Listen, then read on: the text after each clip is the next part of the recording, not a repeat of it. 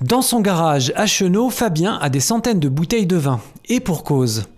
Alors, il y a plus de 20 ans, j'ai travaillé dans la grande distribution, j'étais chef de rayon liquide, et ça englobe notamment le rayon des vins. J'étais totalement inculte dans le domaine.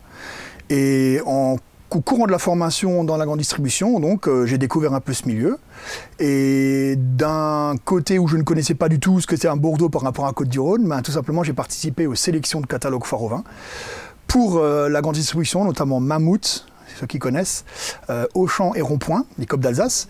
Et j'ai fini à me faire un petit nom dans le métier, mais j'ai arrêté cette activité pour faire tout à fait autre chose.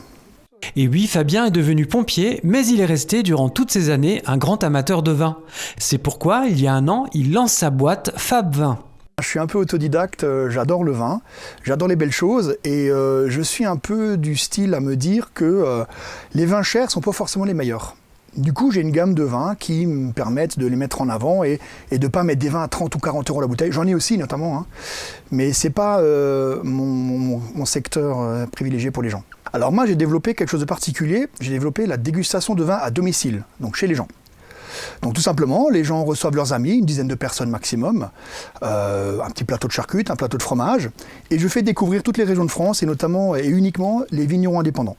Ainsi, il fait découvrir des vins bio ou en transition bio et surtout, il refuse de travailler avec des coopératives.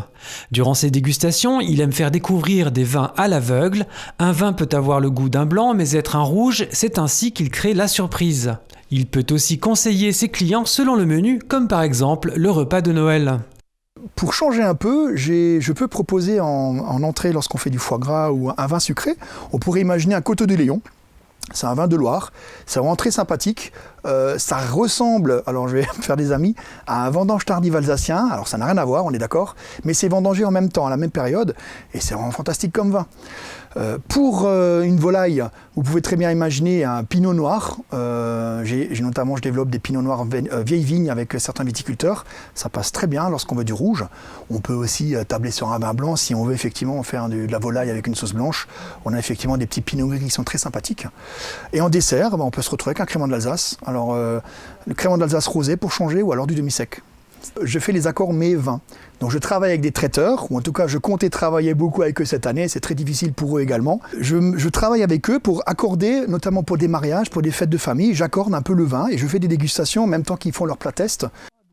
En ces temps de crise sanitaire, les dégustations ne sont plus possibles. C'est pourquoi il propose des coffrets pour les fêtes à des prix abordables, puisque 70% de ces bouteilles sont à moins de 10 €. Pour contacter Fabien, rien de plus facile, il suffit de faire un tour sur sa page Facebook Fab Vin.